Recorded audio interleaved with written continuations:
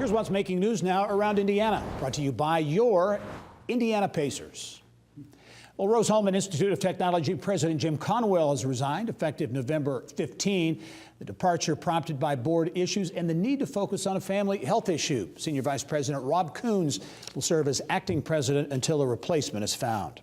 The Capital Improvement Board of Directors in Allen County has unanimously approved $45 million in funding for Electric Works, the massive redevelopment of Fort Wayne's former General Electric campus.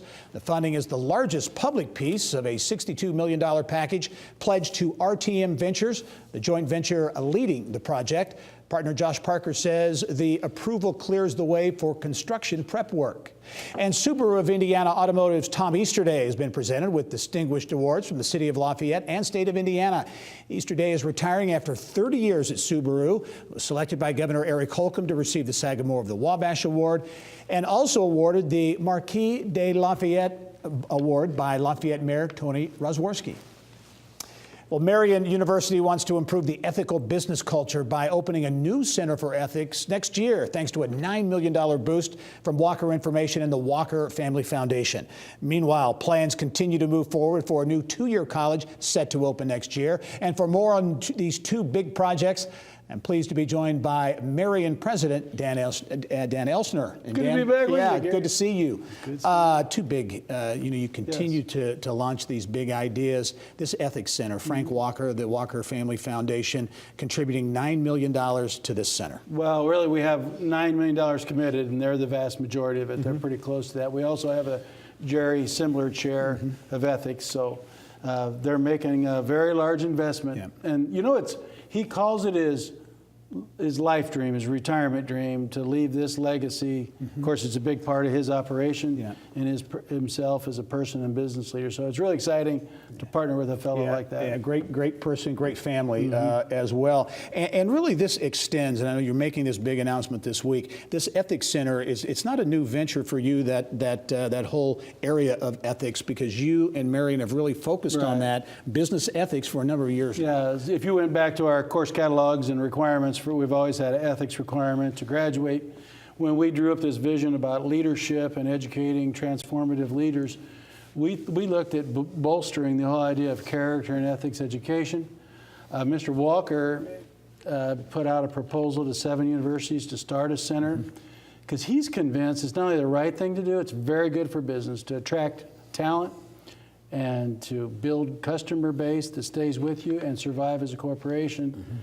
And so it was a natural lesson. We've been a partner with Business Ethics Indiana, which is a large central Indiana group of ethicists and compliance officers. So it's a natural outgrowth. This investment will take us another level, and we're excited to move. Well, a lot of new initiatives and projects underway, among them a new two-year college, a partnership with St. Joseph's College up in Rensselaer. Talk about this whole concept, the idea for a two-year college. Well, we did some significant research 2.5 years ago. The number of students in central Indiana alone, let alone the whole state, that graduate with a Core 40 diploma that don't go to college or go only briefly and fall out tells you there's something wrong with the offerings. There's really only one offering in the state in two-year college. We thought maybe we'd take an innovative pop at this. We did focus groups. We found a big interest in what we're going to do, where you would go to school 24 months, have an associate's degree in technology, business, or arts and sciences degree that you could take a lot of different ways, and you'd be employed while you do it. So we'd contour the curriculum to the work.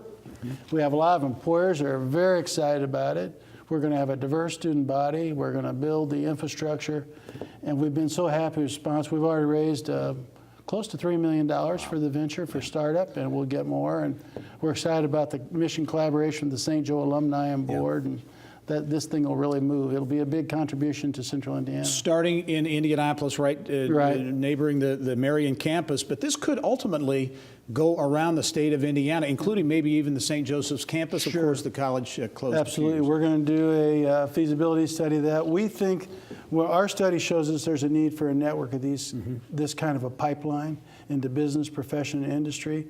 So once we get it down here in Indianapolis, We're going to look for other neighborhoods and other parts of Indiana to build a network of two-year colleges. Exciting development. All right. Dan Elsener, you continue to innovate and grow at Marian. It's had a big impact on Indiana as well. Thanks for joining us. It's our pleasure. Always. Thanks for having us on. You bet. Appreciate it.